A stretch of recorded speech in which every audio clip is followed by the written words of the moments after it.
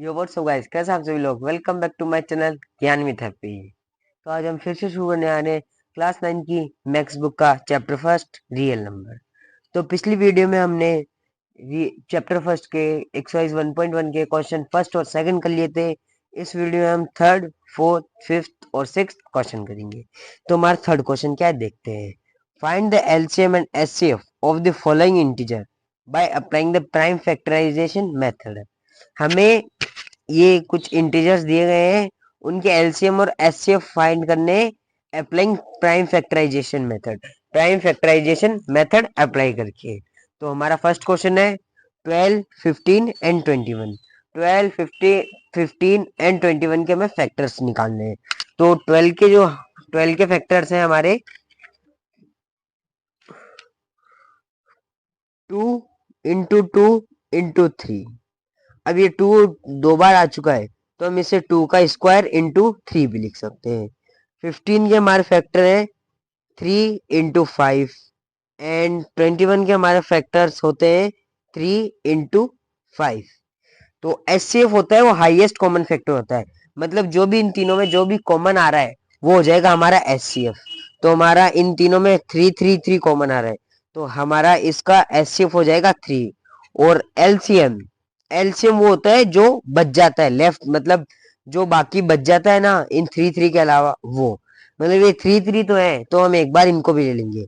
तो हमारे फर्स्ट में आ रहा है 2 का स्क्वायर इंटू 3। अब हम 3 बार 3 नहीं लिखेंगे, सिर्फ एक बार ही 3 लिखेंगे। सेकंड में हमारे 3 तो आ गया है, अब 5 बच गया है, तो इंटू 5।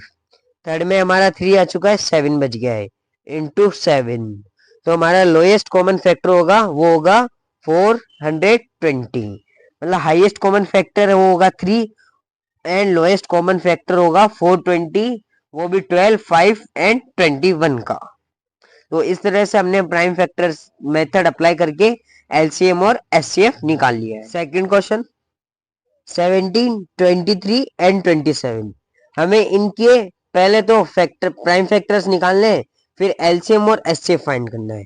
तो 17 के प्राइम फैक्टर होंगे 1 इंटू 17, क्योंकि 17 ऐसा नंबर है जो सिर्फ खुद की टेबल में आता है। और 23 भी ऐसा नंबर है जो खुद की टेबल में आता है, तो 1 इंटू 23। 29 भी एक ऐसा मतलब नंबर है जो या तो 1 की टेबल में आता है या 20 खुद की, मतलब 29 की टेबल में आता है। अब इनमें से हाईएस्ट कॉमन फैक्टर निकालना है, तो इनमें से कॉमन हमारे 1 1 आ रहा है, तो हाईएस्ट कॉमन फैक्टर आ जाएगा 1। अब हमें लोएस्ट कॉमन फैक्टर निकालना है, तो हमें पहले तो लेंगे हम 17, क्योंकि ऊपर वाले में 17 है।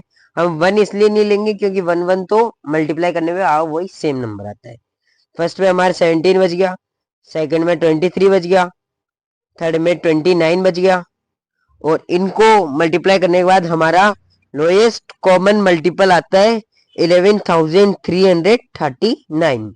तो हमारा हाईएस्ट कॉमन फैक्टर 1 आता है और लोएस्ट कॉमन फैक्टर 11,339 आता है। अब थर्ड क्वेश्चन 8, 9 एंड 25 है, तो हमें पहले 8 का प्राइम फैक्टर, 9 के प्राइम फैक्टर और 25 के। तो 8 के प्राइम फैक्टर है 2 इंटू 2 इंटू 2, तो ये 2 इंटू 2 है, तो हम इसको लिख सकते हैं 2 रेज टू पावर 3। और फिर 9 की निकालने हमें, तो 9 के फैक्टर्स होते हैं 3 इंटू 3, जिन्हें हम लिख सकते हैं 3 रेज टू पावर 2। अब 25 के 5 इंटू 5, जिन्हें हम लिख सकते हैं 5 रेज टू पावर 2। अब ये जो यहाँ पे है, तो इनमें हमें कुछ भी कॉमन नहीं मिल रहा, तो हाईएस्ट कॉमन फैक्टर हो जाएगा हमारा 1। और अब हमने सबको मल्टीप्लाई करना पड़ेगा, मतलब 8 मल्टीप्लाई बाय 9 मल्टीप्लाई बाय 25। हम इनको डायरेक्ट करेंगे क्योंकि इनमें कुछ भी कॉमन नहीं आ रहा है, so we get 1800 as our LCM. तो हमारा एचसीएफ तो 1 हो जाएगा, क्योंकि इनमें कोई भी जब फैक्टर प्राइम फैक्टर करने के बाद कोई भी नंबर कॉमन नहीं आता है, सो हमें फैक्टर्स मिलेंगे, मतलब हाईएस्ट कॉमन फैक्टर होगा हमारा होगा 1, और लोएस्ट कॉमन फैक्टर होगा जो हमें नंबर्स दिए गए उनका multiple. Given that HCF of 306 and 657 is 9। हमें बताया गिवन है कि एचसीएफ हमें 9 गिवन है 306 और 657 का। Find LCM of 306 and 657। अब हमने इसका एलसीएम फाइंड करना है। तो H C F of 306 and 657 is equal to 9। So LCM equals to question mark. हमें एलसीएम फाइंड करना है। तो इसमें एक फॉर्मूला लगता है LCM multiply by HCF equals to 1 into 1। ये 1 इंटू 1 है प्रोडक्ट ऑफ टू नंबर्स। तो हमारा एलसीएम तो एज इट इज आ जाएगा। एचसीएफ हमें गिवन है 9 और हमारा प्रोडक्ट है 306, मतलब नंबर है 306 इंटू 657। तो LCM equals to 306 multiply by 657। अब ये 9 यहाँ मल्टीप्लाई में था ना, तो ये अब यहाँ आ जाएगा नीचे डिवाइड में, और फिर कट डाउन होके ये आ जाएगा L C M equals to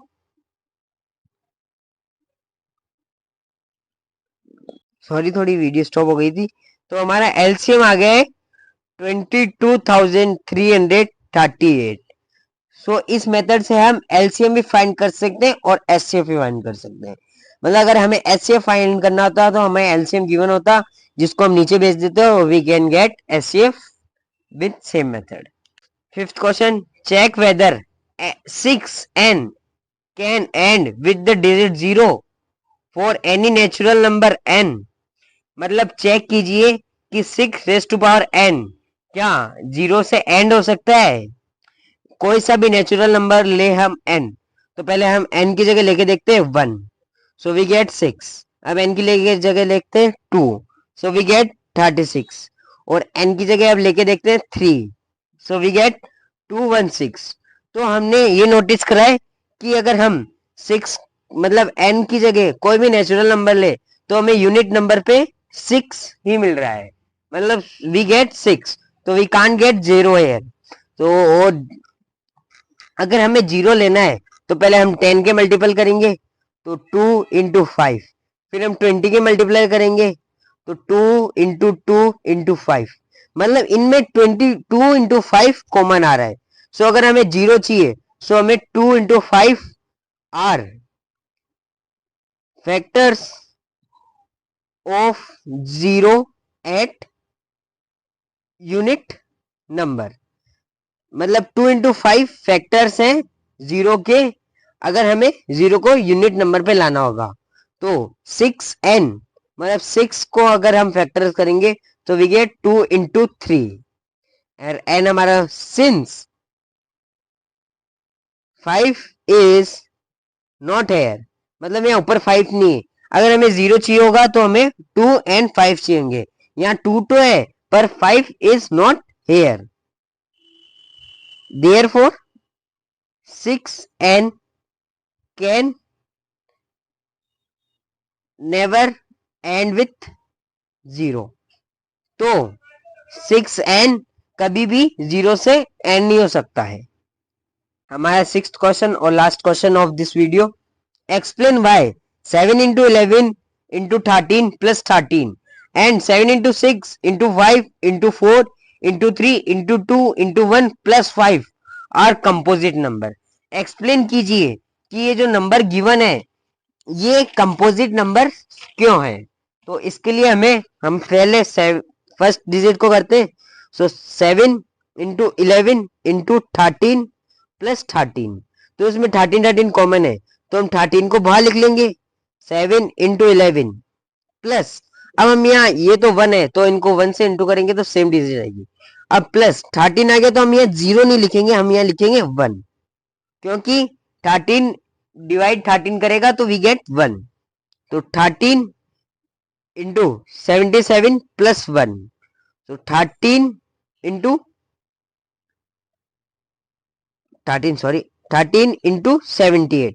अब हमें तो 2 डिजिट ही मिली है, हमें चाहिए कम से कम 3 डिजिट। सो